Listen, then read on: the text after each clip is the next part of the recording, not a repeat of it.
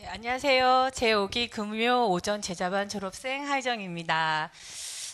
사실 처음에 간증문을 무엇을 써야 하나 하는 걱정에 힘들었었는데 아이러니하게도 간증문을 써내려갈수록 주님이 부어주신 은혜와 사랑에 눈물이 많이 나서 눈이 부어서 많이 힘들었습니다. 한없이 부족한 저를 예수님의 제자가 되게 해주시고 또한 많은 사람들 앞에서 간증까지 하게 해주신 주님의 은혜에 감사드립니다. 그럼 저의 간증을 시작하겠습니다. 제가 사랑의 교회를 만나게 된 것도 모두 제자반 때문이었습니다. 이전에 일산에 있는 큰 대형 교회를 다니고 있을 때 친언니가 제자반을 한번 해보라고 건면을 하였습니다. 하지만 그때까지만 해도 제자반이라는 것은 나와는 너무나도 상관이 없는 먼 나라 이야기로만 들릴 뿐이었습니다. 제자반 같은 것은 아이들을 웬만큼 키워놓으신 집사님 분들이나 권사님 분들이 하시는 것이지 저처럼 어린아이가 있는 엄마들이 감히 근접할 수 없는, 하고 싶을 수도 있으나 다른 사람들에게 민폐만 끼치는, 즉 안 하는 것이 여러 다른 사람을 도와주는 수업이라고 생각하고 있었기에 저희 언니의 겉면은 제 귓가를 맴도는 메아리에 불과할 뿐이었습니다. 그런 저를 너무나도 안타깝게 보던 언니는 저를 만날 때마다 제자반 이야기뿐이었습니다. 내 상황이 이런데 자꾸 겉면하는 언니가 이해가 안 되는 상황에서 언니의 결정적 한마디가 저를 움직이게 만들었습니다. 나의 인생은 제자반을 한 이후와 이전으로 나눌 수 있다라는 말이었습니다. 순간 아니 도대체 제자반이 무엇이길래 언니의 인생 전후를 나눌 수 있을 만큼 대단한 것일까라는 생각이 들면서 그럼 나도 한번 도전해 봐야겠다라는 생각을 하게 되었습니다. 그때부터 모든 것은 하나님의 인도하심이 있었다라는 게 지금 저의 생각입니다. 제자반을 하겠다고 마음은 먹었지만 일산에 있는 교회에서 제자반을 한다는 것이 결코 쉬운 일이 아니었습니다. 그 걱정이 또 제 마음을 흔들 무렵 사랑의 교회를 다니는 동생을 우연히 길에서 만나게 되었고 사랑의 교회가 제자반을 하는데 정말 너무 좋다며 추천을 하는 것이었습니다. 저렇게 작은 개척교회에서 제자반을 운영한다는 것이 믿기지 않았지만 너무 좋다는 말에 주일 예배에 한번 참석하게 되었고 그날 마음의 감동이 있은 후 제자반에 바로 등록하게 되었습니다. 이때까지는 이 일들이 우연이라고 생각했었는데 시간이 지나면 지날수록 이 모든 것이 하나님의 섭리임을 깨닫게 되었습니다.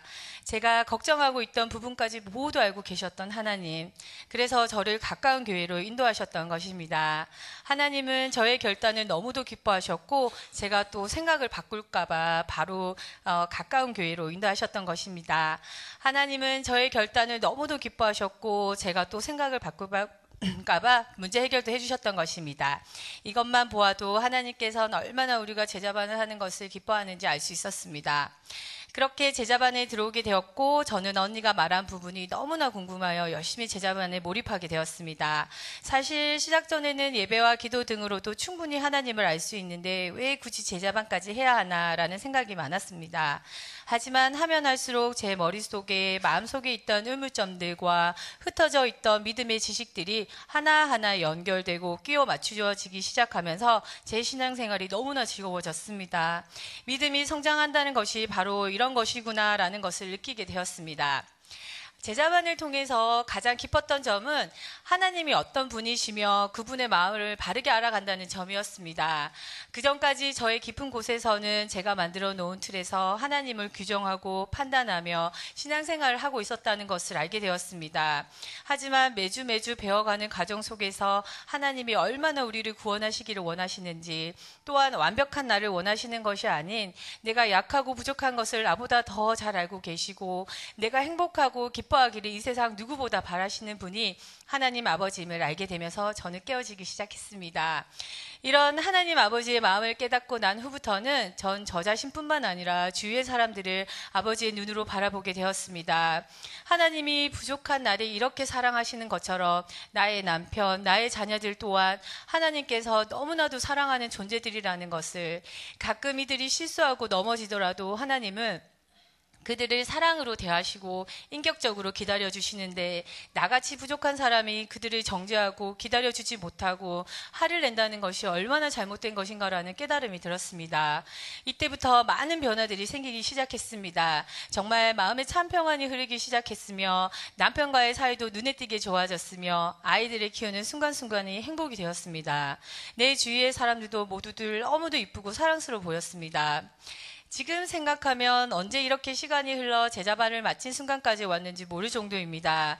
가끔은 개인적인 생활에 제자반이 밀린 적도 있었고 이런저런 핑계를 대면서 빠지고 싶을 때가 있었음이 사실입니다.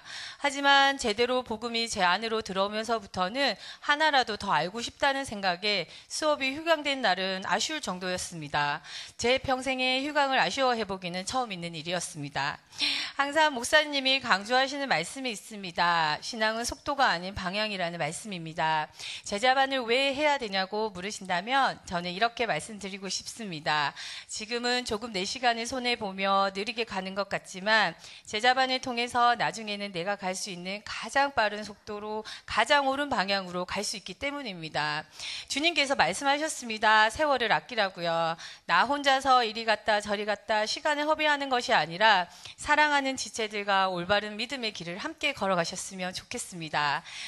그리고 끝으로 저도 저희 언니와 같은 고백을 할 수 있게 되었습니다. 정말 제 인생의 터닝 포인트를 찍게 해준 제자반 감사하고 사랑합니다.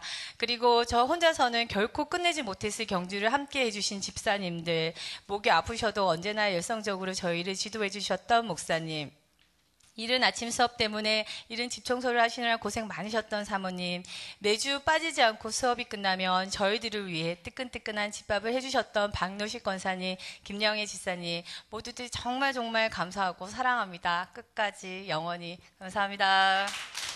아멘.